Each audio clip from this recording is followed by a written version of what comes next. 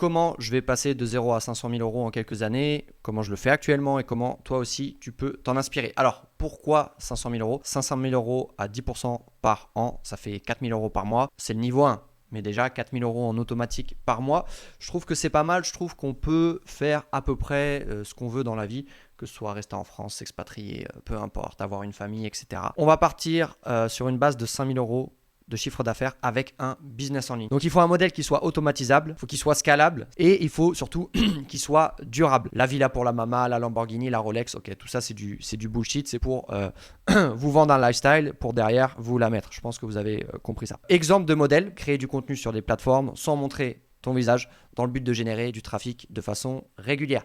Aujourd'hui, on est dans la guerre de l'attention, donc moi c'est pour ça que je me suis positionné sur ce business. Donc en gros, je crée du contenu, ce contenu il est automatisé, je le distribue de manière automatique sur la création est automatisée, la distribution est automatisée sur les réseaux sociaux.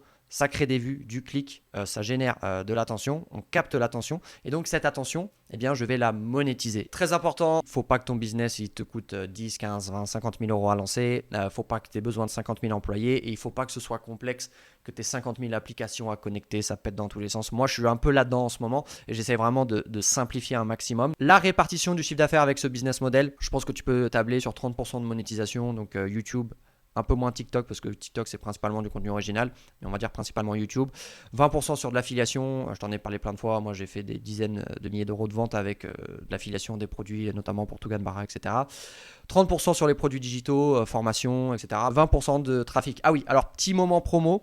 Comme je vous l'ai dit maintenant, moi j'ai une machine à acquisition organique, d'accord. Donc si vous êtes créateur de contenu et que vous souhaitez avoir du trafic sur YouTube supplémentaire de manière organique, n'hésitez pas à me contacter Ulysse-média et voilà, on peut discuter ensemble. Moi je peux vraiment exploser votre exposition sur les réseaux sociaux de manière simple et efficace à moindre coût. Donc en gros, on est les concurrents directs de l'Ads. Objectif, atteindre 5 000 euros de chiffre d'affaires mensuel en moins de 6 mois. Toujours le quick win, d'accord. Avoir des résultats. Ok, moi c'est comme ça que j'ai fait. Je suis allé all-in, j'ai quitté mon job bien pépère. Enfin pépère non, j'ai quitté mon job, ma belle situation que j'avais à Dubaï. J'étais un employé modèle pour passer d'un très bon salaire, d'une très bonne qualité de vie à 0 euros de revenus. Retour en France pendant quelques semaines, jugé par tout le monde, tu vas aller dans le mur, tu vas exploser en plein vol, etc. etc. Résultat des courses, 2 ans plus tard, tout se passe très bien pour moi. Bien sûr, il y a des hauts, il y a des bas, mais aucun regret. Il y a des résultats, donc quick win. Donc ça y est, tu fais tes 5000 balles par mois. Étape numéro 2, tu vas ouvrir une société pour optimiser tes résultats et atteindre ton objectif le plus rapidement possible. Ce n'est pas un conseil en fiscalité ni en investissement. Donc tu vas choisir une structure qui est adaptée à ton lieu de résidence. Tu vas choisir une structure qui est adaptée peut-être même à ton lieu de résidence futur dans les semaines à venir. Tu vas voir pourquoi je te dis ça. À ton type de client, est-ce que tu vends en particulier, tu vends en professionnel, où sont tes clients, etc. Il y a plein de petits détails à bien comprendre pour choisir où tu vas ouvrir ta société. Moi, un exemple que j'aime bien et qui est assez simple, c'est la LLP en Angleterre, d'accord. Donc ça, c'est une piste que je te donne. Tu peux aussi ouvrir en Bulgarie, tu peux ouvrir en Estonie, chose que j'ai faite, mais je recommande beaucoup moins l'Estonie pour d'autres raisons, mais voilà, c'est pas le sujet. Mais en tout cas, je dirais que en matière même d'investissement, je fais une petite aparté, en matière d'investissement de fiscalité, il n'y a pas de réponse généraliste qui est bonne. En fait, tout dépend toujours de ta situation, d'accord. Donc, advice numéro 1, ChatGPT is your friend. Déjà, tu peux avoir énormément d'infos avec des bons prompts en retravaillant sur dans quelle direction aller pour ouvrir ta société.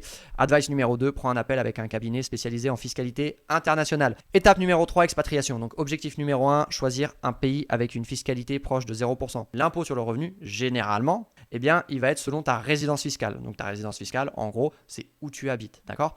Donc, TVA, etc., charges, impôt sur la société et ensuite impôt sur le revenu. Donc, choisir un pays avec une fiscalité résidentielle proche de 0%.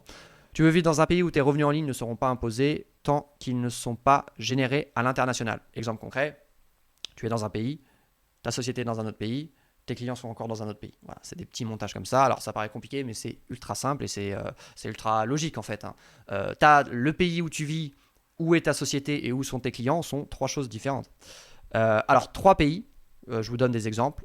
Paraguay, Géorgie, Philippines. Donc dans ces 3 pays, eh bien, vous avez une fiscalité sur l'impôt sur le revenu qui est très avantageuse, même dans certains cas à 0%.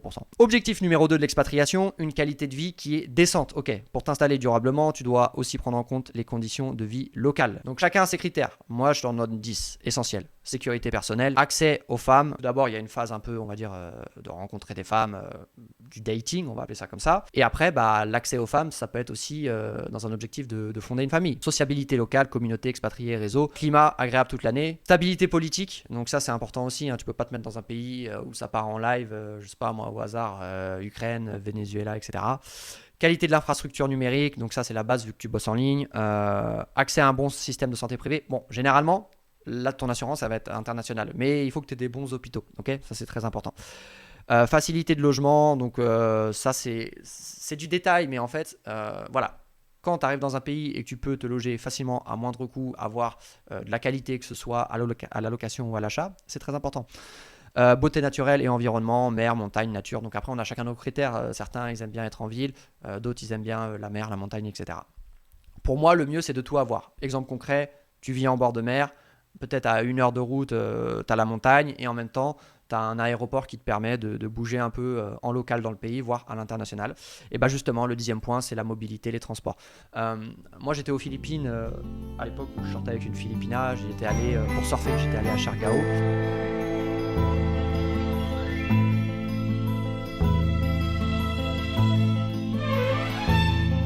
Nung isilang ka sa mundong ito, laking tuwa ng magulang mo, at ang kamay nila ang iyong ilaw.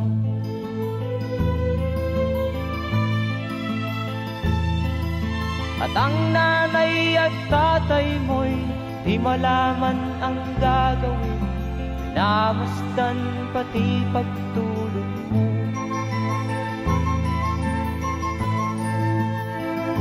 At sa gabi nagpupuyat ang iyong nanay sa pagtimpla ng gatas. Pendant 1 mois et demi, donc Siargao c'était super, mais bon voilà, moi j'aime bien les sensations fortes, que ce soit la Muay Thai, le surf, voilà, je suis un peu, c'est mon kiff vraiment. Et du coup, je me suis fait la réflexion, quand tu es sur Siargao, c'est compliqué, tu vois, parce que pendant la saison des vagues, de mémoire qui arrive au mois de septembre à peu près, tu as des grosses vagues, 1 mètre, 2 mètres, 3 mètres, 4 mètres même peut-être, tu vois. Enfin, je me rappelle à l'époque, pour te dire, c'est que tu avais une seule ou 2 ambulances pour toute l'île. L'ambulance, c'est genre de pick-up. Donc imagine, tu t'éclates sur les récifs. Donc déjà, faut que tu ailles plus ou moins à la nage jusqu'au bord sans te faire bouffer. Enfin voilà. Ensuite, tu es à moitié dead. On te cale à l'arrière de l'ambulance. Tu traverses toute l'île. Ensuite, il faut que tu prennes un bateau, un ferry pour aller sur la ville d'à côté. Donc tu as 5 heures de ferry. Donc là, on estime que tu es déjà à moitié mort, mais on va dire que tu es vivant.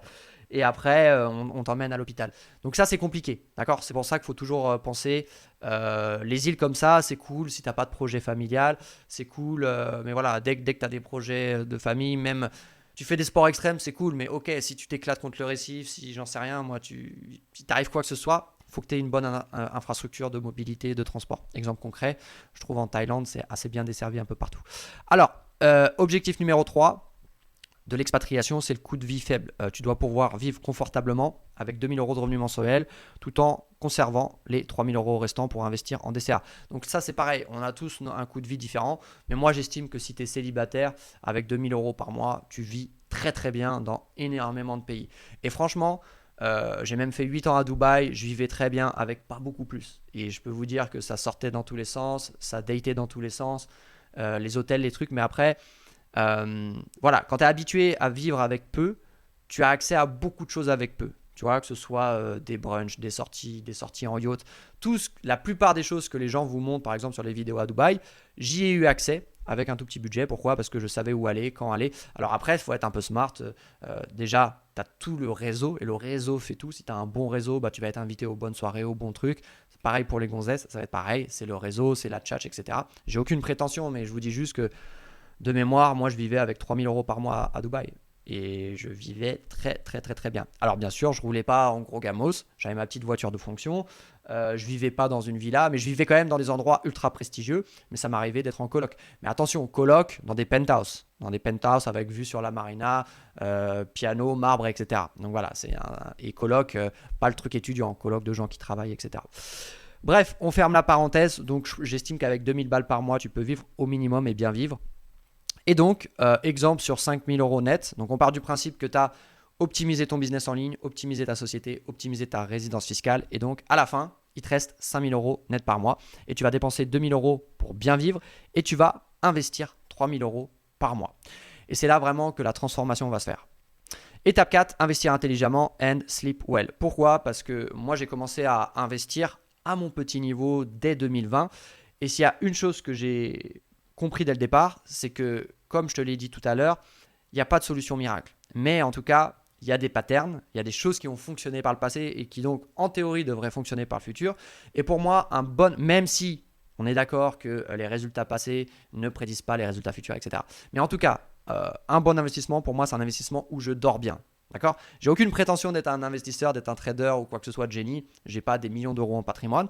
En tout cas, moi, je suis un profil investissement bon père de famille. Je veux bien dormir. Okay ?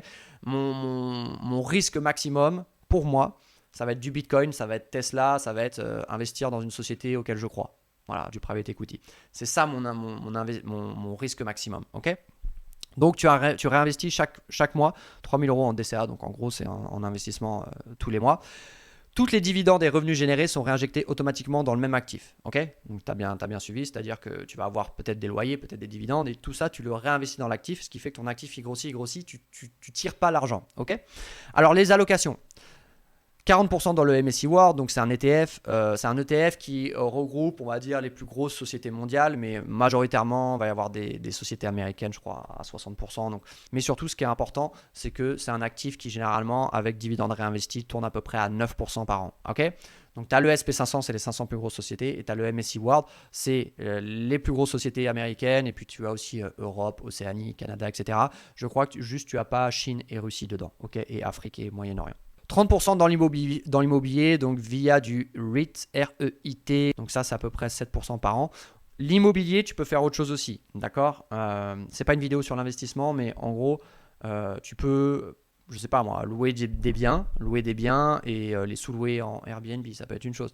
Ça peut être mettre ton argent de côté. Par exemple, en Thaïlande, je sais que dans certains endroits, pour 20-30 000 euros, tu peux acheter des apparts, peut-être les rénover, faire du Airbnb. Enfin voilà, il y a vraiment plein de choses à faire. Tu peux acheter de l'immobilier papier, de l'immobilier physique. À toi de voir, mais on va dire que tu fais 7% par an. 10% dans le Bitcoin, donc rendement moyen 10 ans, 50% par an, mais très variable. Le Bitcoin, c'est une bouteille à la mer. En gros, tu te places dessus. 10% dans le Nasdaq. Donc, le Nasdaq, c'est les top 100 valeurs technologiques américaines. Donc, environ 13% par an. Donc, 5% en cash dollar sur IBKR. Donc, IBKR, c'est quoi ? C'est tout simplement un site en ligne, une société. C'est un des plus gros, je crois, ou même le plus gros, où tu peux acheter des actions, des ETF. Et tu vas placer ça en dollars, d'accord ? Donc, ça fait 3% par an en dollars et tu réinvestis ces 3%-là dans tes dollars, ok ? 5% en or, donc via ETF, ça je ne maîtrise pas, ou physique, ok ? Donc ça, c'est une réserve de valeur. Excuse-moi, c'était un peu laborieux. Comme je t'ai dit, ce n'est pas mon domaine. Moi, j'ai fait à peu près ça. C'est à peu près ça mon portefeuille, ok ? Tu peux bien sûr mieux faire, il n'y a pas de souci. N'hésite pas à me dire en commentaire ce que toi tu fais. Résultat attendu, 500 000 euros en à peu près 10 ans, d'accord ? Si tu places ça, avec 3000 balles par mois, en théorie, dans 10 ans, tu auras 500 000 euros. En théorie. Ok ? Donc, c'est selon les rendements moyens des 10 dernières années. Rendement annuel pondéré estimé environ 11%. Ok ? Bien évidemment, les résultats futurs, les résultats passés, les gains passés ne prédisent pas les gains futurs. Bien évidemment, personne n'a une boule de cristal. Mais on se base sur les infos qu'on a. Tout peut varier à la hausse. Donc, ton business qui explose, des investissements miracles, tu vois, il y a des bons coups à faire. Moi, j'ai des amis qui ont fait des très bons coups dans l'immobilier, qui ont acheté des terrains il y a 10 ans à 100 000 euros, qui ont construit un peu, ça leur a coûté 200-300 000 euros. Et aujourd'hui, les biens valent 1,5, 2 millions d'euros. Donc ça, c'est des très bons coups. Les rendements peuvent être encore meilleurs sur tes investissements. Donc dans ce cas-là, au lieu de faire tes 500 000 en 10 ans, tu les feras peut-être en 8 ans. Tu peux bien évidemment aussi optimiser ton portefeuille. Donc voilà, il peut y avoir des variations à la hausse, mais surtout à la baisse. Ok ? Surtout à la baisse. Donc voilà les risques et je t'ai même mis les solutions. Donc les risques, c'est remplacement massif par l'IA. Donc moi, je te conseille de miser sur l'humain.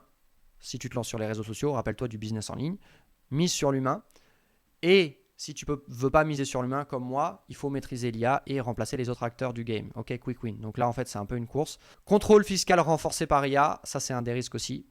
Surtout, ça va commencer bien évidemment par la France et la pointe de la lance, c'est la France, c'est l'Europe. Donc être mobile, ça c'est le point numéro 1. Rester à jour sur ce qui se passe, point numéro 2, et toujours rester sous le radar. Ok, sous le radar, bien évidemment dans la légalité, mais sous le radar. Tes 2 meilleurs investissements, tes 3 meilleurs investissements selon moi, ça va être 1, investir dans ta santé. 2, si tu souhaites fonder une famille, que tu es, bien sécurisé, avec qui tu vas t'engager, d'accord, sous quelles conditions, etc. On n'est pas dans Walt Disney dans l'amour, on est vraiment dans, quelle personne, quels sont les critères, quelle est la visibilité à 5-10 ans, quelles sont les conditions, ok. Et le 3e investissement, ça va être investir en toi sur une partie business. Donc, tu as 2 solutions, dépenser moins, gagner plus. Moi, je fais les 2 en même temps, ok. Perte de revenus du business, ça peut arriver aussi, ça m'est arrivé, j'ai déjà fait des vidéos à ce propos, des business qui tournaient très bien et en l'espace de 2-3 mois, boum, ça plonge. Donc diversification des sources de revenus, mais c'est ce que je te disais tout à l'heure, hein. Tu fais de l'affiliation, de la monétisation, de la vente de produits, du B2B, etc. Blocage bancaire ou géopolitique, donc ouvrir plusieurs comptes dans différents pays, garder une partie en cash sur UBKR, ok. Perte de motivation, isolement. Alors ça, on n'en parle pas assez, mais en vrai, on va pas se mentir, quand tu travailles en ligne, des fois c'est chaud. C'est pour ça que c'est très important. Au départ, il faut faire du cash, il n'y a pas de souci. Tu vois, j'ai envie de te dire, tes premiers 100 000 balles, focus sur le cash, sois en mode bourrin, défouraille tout sur ton passage sans pitié. Bon, tu fais ce que tu veux, voilà. Mais tout en restant dans la légalité et en étant bon avec ton prochain. Ok, je dois préciser ça. Mais en tout cas, tu y vas, tu défourailles tout, tu fais tes premiers 100K. Ensuite, il va te falloir quand même un peu de... un peu de sens dans ce que tu fais. Parce que sinon, au bout d'un moment, tu fais de la thune, mais ça n'a plus aucune valeur parce qu'en fait, tu sais même plus pourquoi tu fais les choses. Et donc, il faut créer un environnement social solide, une routine claire avec des objectifs. Tu es là sur du long terme, mais il faut que tu kiffes aussi. Parce que c'est pas le tout de se défourailler au travail de 20 à 50 ans. 50 ans, oui, t'es encore jeune, t'as encore plein d'années devant. Enfin, t'es pas jeune, mais si t'es en bonne santé, t'es au pic, t'as plein d'années devant toi. Mais voilà, ta vingtaine, c'est des années intéressantes. Ta trentaine, c'est des années intéressantes. Ta quarantaine, c'est des années intéressantes. Perso, moi, ma vie vraiment d'homme a commencé à 30 ans. À 30 ans, c'est là que tout a basculé. Avec les femmes, avec la thune, la confiance en soi, le kiff, etc. Les objectifs de vie, être serein. Avant 30 ans, c'était un peu la guerre. Je me cherchais. À partir de 30 ans, c'est que du kiff. Et donc, c'est un peu chacun sa vie, etc. Mais c'est un peu le risque en fait quand des fois tu fais les mauvaises erreurs trop jeune, c'est que tu passes à côté. Tu passes à côté des trucs cool quoi. Changement des règles YouTube, TikTok, si par exemple tu es sur les réseaux sociaux, donc très important, capturer ton audience en dehors. Toujours sortir ton audience. Moi aujourd'hui j'ai des milliers de mails. J'ai aussi un petit groupe Telegram qui n'est pas énorme, je dois avoir 900 personnes dedans. Donc les mails, Telegram, j'ai aussi un fichier client, etc. J'ai aussi beaucoup de contacts, etc. Que j'ai pris à la base. Ça m'arrive beaucoup aussi de travailler avec des clients. D'accord ? D'ailleurs, aujourd'hui, un de mes associés principal sur un de mes business, c'est un ancien client. Voilà. Donc aujourd'hui, on a une relation qui est totalement différente. Mais juste pour te dire, voilà, réseaux sociaux, acquisition de trafic, acquisition client. Tu sors les clients et puis après les clients, tu gardes le contact avec eux. Et puis certains, tu vas leur vendre des produits, d'autres non. Et puis d'autres, tu vas peut-être travailler avec eux, tu vas t'associer avec eux, etc. Peut-être tu vas les recommander. C'est ça aussi, ça c'est un des rares avantages à vendre des formations, je trouve. C'est que tu repères tout de suite les bons éléments, ceux qui sont déter et ceux qui réussissent. Et on va pas se mentir, c'est une minorité. Dire l'inverse, ce serait vous mentir. Et du coup, après, tu bosses avec eux ou tu restes en contact avec eux. Tu vois. Et du coup, très rapidement, tu peux avoir une team de 10-15 personnes autour de toi qui ont tous des résultats. L'argent, c'est pas une fin, c'est un moyen. Mais on va pas se mentir, quand tu as de la thune, la vie, c'est quand même cool. Pour certains, 500 000 balles, c'est rien. 2000 balles par mois, c'est rien. Moi, j'ai des gros objectifs, mais on va dire que, franchement, sans famille, avec 2000 balles par mois dans des pays où je réside actuellement, là, je suis en Thaïlande, franchement, t'es bien. Alors bien sûr, tu peux être mieux avec 5 000, 10 000, 20 000, mais voilà, t'as déjà une très belle vie. Moi, j'ai toujours préféré garder un niveau de vie très simple et augmenter mes investissements en mensuel. Et de focus, augmenter tes revenus sur le business en ligne et stabiliser et bien investir. Ok ? N'hésitez pas à me dire ce que vous en pensez en commentaire. Ciao.